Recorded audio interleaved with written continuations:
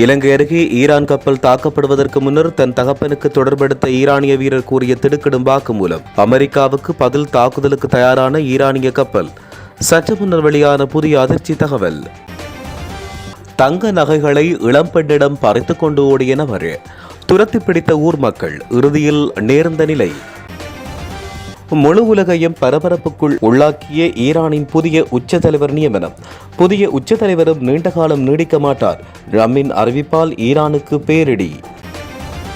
எதிரில் வருவோரை அச்சுறுத்தும் வகையில் மோட்டார் சைக்கிள் ஓடிய காவாலிகள். இணையத்தில் பரவிய வீடியோ இன்று அதிரடி காட்டிய போலீசார். கச்சா எண்ணெய் பீப்பாய் 120 தாண்டியது. பெட்ரோல் டீசல் விலை இரட்டிப்பாக வாய்ப்பு. முழு உலகுக்கும் பேரிடி செய்தி. ஈரான் கப்பலுடன் தொடர்புடையவை அல்ல. இலங்கை கடற்கரையில் மிதக்கும் எண்ணெய் படலம்.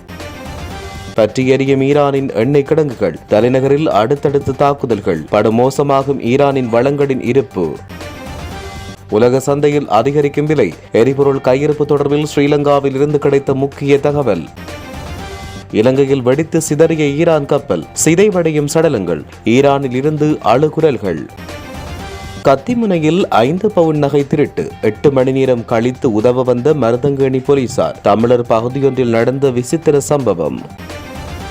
வீடு முழுவதும் பெட்ரோல் எரிபொருளை பதுக்கி வைத்திருந்த பெண். காட்டிக் கொடுத்தது யார்? அனைத்தையும் அள்ளிச் சென்ற போலீசார். கட்டுத்துவக்கு வெடித்ததில் இளைஞர் ஒருவர் படுகாயம். முல்லைத்தீவில் காட்டுக்குள் சம்பவம்.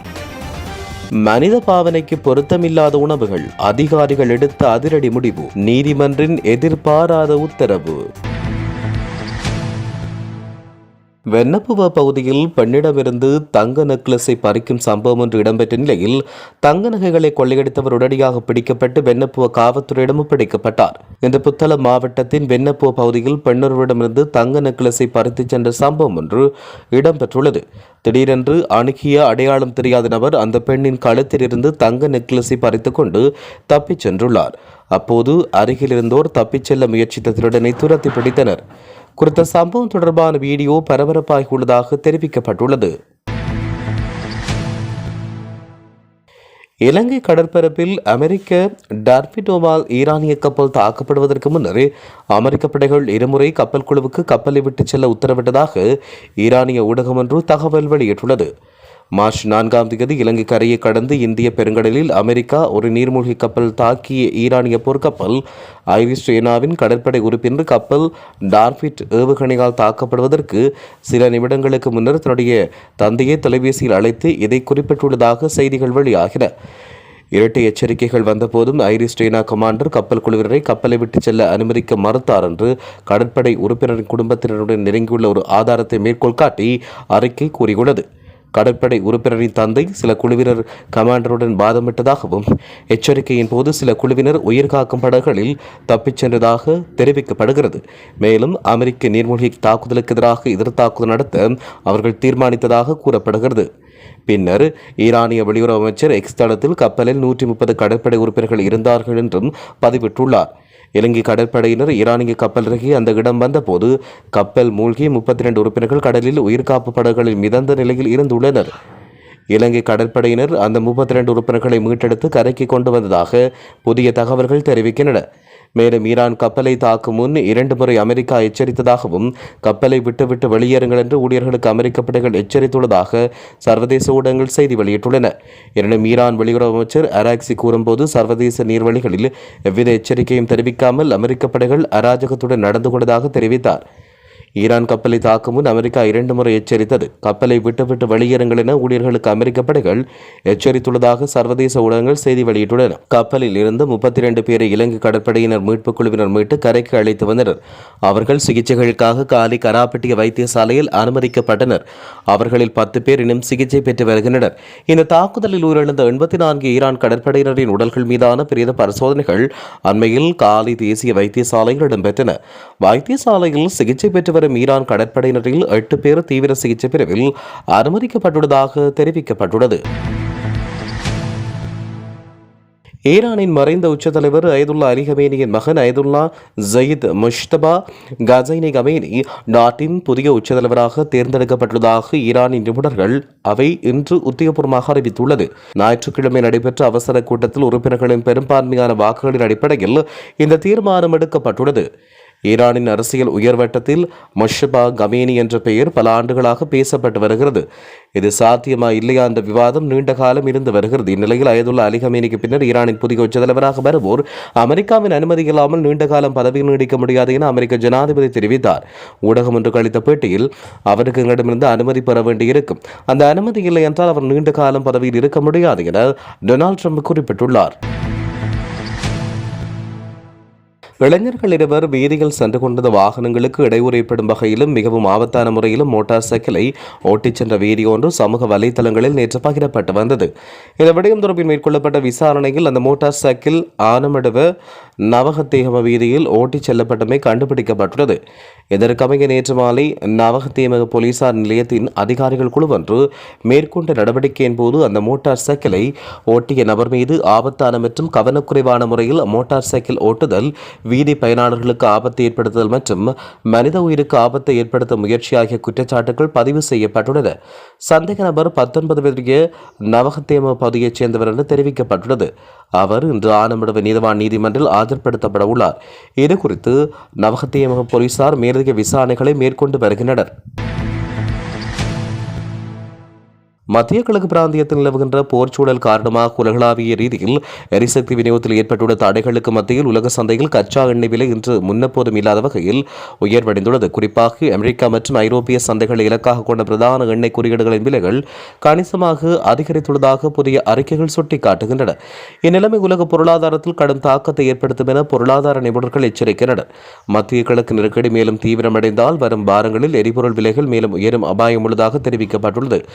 தற்போதைய விலை உயர்வை கருத்தில் கொள்ளும் போது உலகெங்கிலும் உள்ள நாடுகளில் எரிபொருள் விலையானது கடந்த மாதம் நிலவிய விலையை விட 2 மடங்காக அதிகரிக்க வாய்ப்புள்ளதாக தெரிவிக்கப்பட்டுள்ளது. கிக்கடவு நரிகம கடற்கரையில் கண்டறியப்பட்ட எண்ணெய் படலங்களுக்கும் அமெரிக்காவால் இந்திய பெருங்கடலில் மூழ்கடிக்கப்பட்ட ஈரானிய கப்பலுக்கும் எந்த ஒரு தொடர்பும் இல்லை என்று தெரிவிக்கப்பட்டுள்ளது. இந்த நிலையில் எண்ணெய் இருந்ததாக நம்பப்படும் பீப்பாயும் கண்டுபிடிக்கப்பட்டதாக சுற்றுச்சூழல் அமைச்சர் தமிக்க படப்பேண்டி தெரிவித்தார். அமைச்சரின் கூற்றுப்படி எண்ணெய் படலம் மசகு எண்ணெய் என அடையாளம் காணப்பட்டுள்ளது. மேலும் கேள்விக்குரிய பீப்பாய் ஈரானிய கப்பலுக்கு சொந்தமானது அல்ல என்று தெரிய வருகிறது. கடற்கரையோரத்தில் சுமார் 40 மீட்டர் தூரத்துக்கு எண்ணெய் படலம் பரவியுள்ளதாக தெரிவித்துள்ள அவர் அவை சேகரிக்கப்பட்டு பகுப்பாய்வுக்கு உட்படுத்தப்படுவதாக தெரிவித்துள்ளார். ஈரானில் எண்ணெய் கிடங்குகளை குறிவைத்து இஸ்ரேல் தாக்குதல் நடத்தி வருகிறது. தாக்குதலுக்கு இலக்கான எண்ணெய் கிடங்குகள் பற்றி எறிவதால் டெஹ்ரான் நகர் முழுவதும் எங்கு பார்த்தாலும் கரும்புகை பரவி வருவதாக தகவல் வெளியாகியுள்ளது. அமெரிக்காவுடன் இஸ்ரேல் தம் பங்குக்கு ஈரான் மீது தாக்குதல்களை தீவிரப்படுத்தியுள்ளது. ஈரானில் உள்ள எண்ணெய் கிடங்குகளை இஸ்ரேல் குறிவைக்க ஆரம்பித்திருக்கிறது. அந்நாட்டின் தலைநகர் டெஹ்ரானில் உள்ள எண்ணெய் கிடங்குகளை கண்டறிந்து அதன் மீது குண்டுமழை பொழிந்து வருகிறது. எண்ணெய் சேமிப்பு கிடங்குகளை மட்டுமன்றி எண்ணெய் சுத்திகரிப்பு நிலையங்களையும் இஸ்ரேல் உள்ளது. இந்த தொடர் தாக்குதல்களின் எதிரொலியாக தெஹ்ரானில் கடும் புகை மண்டலம் சூழ்ந்து வருகிறது. தெஹ்ரானின் தெற்கு பகுதியில் உள்ள கச்சா எண்ணெய் சுத்திகரிப்பு நிலைய வளாகம் அருகே உள்ள கிடங்கு தாக்குதலுக்கு ஆளாகியுள்ளதாக ஈரான் ஊடகங்கள் தெரிவிக்கின்றன. தாக்குதல் நடந்திருந்தாலும் சுத்திகரிப்பு நிலையம் சேதம் அடையவில்லை என ஈரான் அரசு ஊடகம் ஒன்று தெரிவித்துள்ளது. இந்த தாக்குதல்களை இஸ்ரேல் ராணுவம் அதிகாரப்பூர்வமாக உறுதிப்படுத்தியுள்ளது. உலக சந்தையில் எரிபொருள் விலை அதிகரித்து வரும் நிலையில் இலங்கையின் எரிசக்தி பாதுகாப்பை உறுதி செய்வதற்கான அவசரகால திட்டங்களை இலங்கை கனிம எண்ணெய் கூட்டுத்தாபனம் தயாரித்துள்ளது. தற்போது ஆகஸ்ட் மாதம் வரை போதுமான அளவு மசகு எண்ணெய் உள்ளிட்ட எரிபொருள் கையிருப்புள்ளதாக இலங்கை பெட்ரோலிய கூட்டுத்தாபனத்தின் தலைவர் தெரிவித்துள்ளார். ஆகஸ்ட் மாதத்துக்கு பின்னர் தொடர்ச்சியான விநியோகத்தை உறுதி செய்ய இந்தியாவிடமிருந்து அதிகப்படியான எரிபொருளை கொள்வனவு செய்ய திட்டமிடப்பட்டுள்ளது. இதற்கான பேச்சுவார்த்தைகள் ஆரம்பிக்கப்பட்டுள்ளன. போக்குவரத்து செலவு குறைவு என்பதால் இந்திய நிறுவனங்களுக்கு முன்னுரிமை அளிக்கப்பட்டுள்ளது. சிங்கப்பூரூடாக பெற்றுக்கொள்ளும் வாய்ப்பு திறந்திருக்கிறது. இதேவேளை வளைகுடா பிராந்தியத்தில் போர் நீடித்தால் இலங்கையில் எரிபொருள் விலை அதிகரிக்க வாய்ப்புள்ளதாக தெரிவிக்கப்பட்டுள்ளது.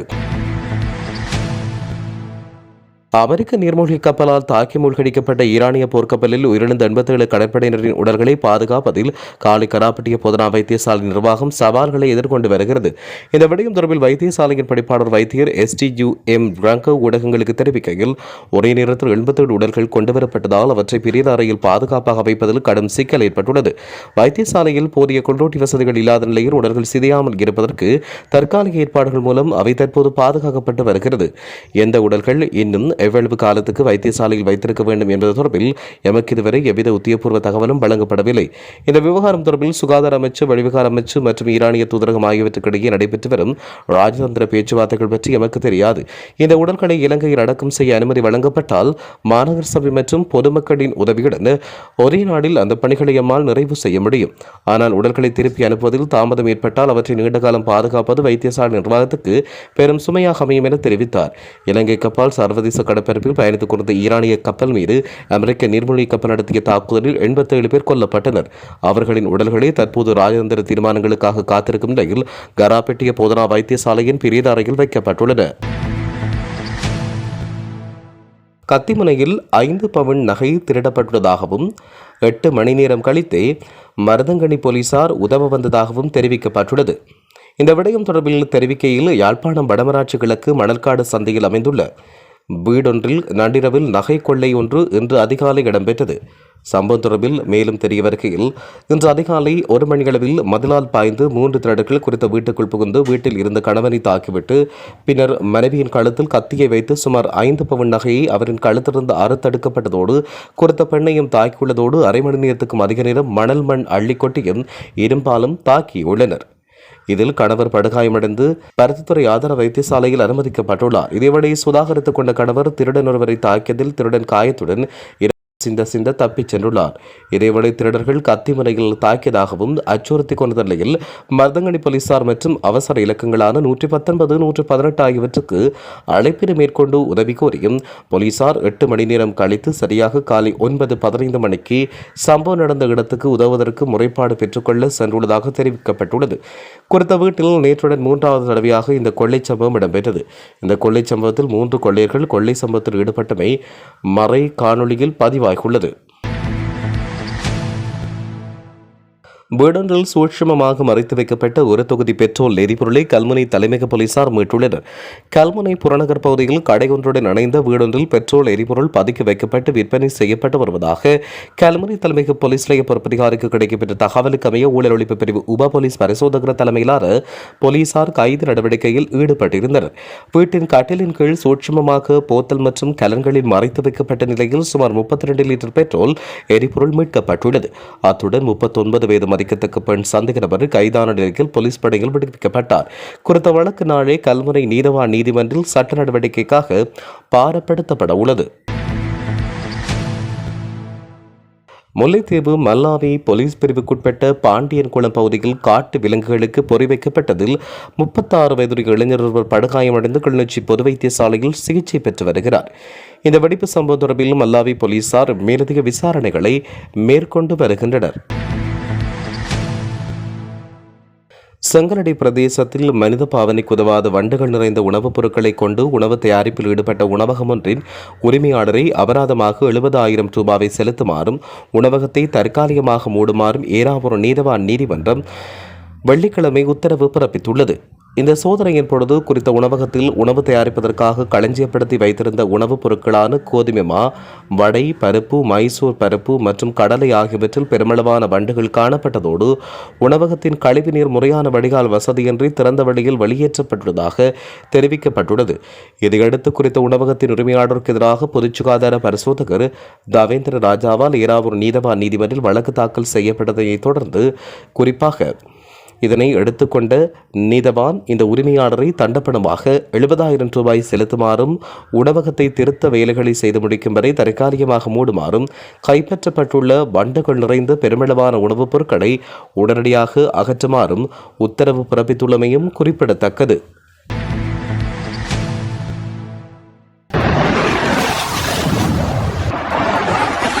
இலங்கை அருகே ஈரான் கப்பல் தாக்கப்படுவதற்கு முன்னர் தன் தகப்பனுக்கு தொடர்பெடுத்த ஈரானிய வீரர் கூறிய திடுக்கிடும் வாக்குமூலம். அமெரிக்காவுக்கு பதில் தாக்குதலுக்கு தயாரான ஈரானிய கப்பல். சற்று முன்னர் வெளியான புதிய அதிர்ச்சி தகவல். தங்க நகைகளை இளம்பெண்ணிடம் பறித்துக் கொண்டு ஓடிய நபர் துரத்தி பிடித்த ஊர் மக்கள், இறுதியில் நேர்ந்த நிலை. முழு உலகையும் பரபரப்புக்குள் உள்ளாக்கிய ஈரானின் புதிய உச்ச தலைவர் நியமனம். புதிய உச்ச தலைவரும் நீண்ட காலம் நீடிக்க மாட்டார். ட்ரம்பின் அறிவிப்பால் ஈரானுக்கு பேரிடி. எதிரில் வருவோரை அச்சுறுத்தும் வகையில் மோட்டார் சைக்கிள் ஓடிய காவாலிகள். இணையத்தில் பரவிய வீடியோ இன்று அதிரடி காட்டிய போலீசார். கச்சா எண்ணெய் பீப்பாய் 120 தாண்டியது. பெட்ரோல் டீசல் விலை இரட்டிப்பாக வாய்ப்பு. முழு உலகுக்கும் பேரிடி செய்தி. ஈரான் கப்பலுடன் தொடர்புடையவை அல்ல. இலங்கை கடற்கரையில் மிதக்கும் எண்ணெய் படலம். பற்றி எரியும் ஈரானின் எண்ணெய் கிடங்குகள். தலைநகரில் அடுத்தடுத்து தாக்குதல்கள். படுமோசமாகும் ஈரானின் வளங்களின் இருப்பு. உலக சந்தையில் அதிகரிக்கும் விலை. எரிபொருள் கையிருப்பு தொடர்பில் ஸ்ரீலங்காவில் இருந்து கிடைத்த முக்கிய தகவல். இலங்கையில் வெடித்து சிதறிய ஈரான் கப்பல். சிதைவடையும் சடலங்கள். ஈரானில் இருந்து அழுகுரல்கள். கத்திமுனையில் 5 பவுன் நகை திருட்டு. 8 மணி நேரம் கழித்து உதவ வந்த மருதங்கேணி போலீசார். தமிழர் பகுதியொன்றில் நடந்த விசித்திர சம்பவம். வீடு முழுவதும் பெட்ரோல் எரிபொருளை பதுக்கி வைத்திருந்த பெண். காட்டிக் கொடுத்தது யார்? அனைத்தையும் அள்ளிச் சென்ற போலீசார். கட்டுத்துவக்கு வெடித்ததில் இளைஞர் ஒருவர் படுகாயம். முல்லைத்தீவில் காட்டுக்குள் சம்பவம். மனித பாவனைக்கு பொருத்தமில்லாத உணவுகள். அதிகாரிகள் எடுத்த அதிரடி முடிவு. நீதிமன்றின் எதிர்பாராத உத்தரவு.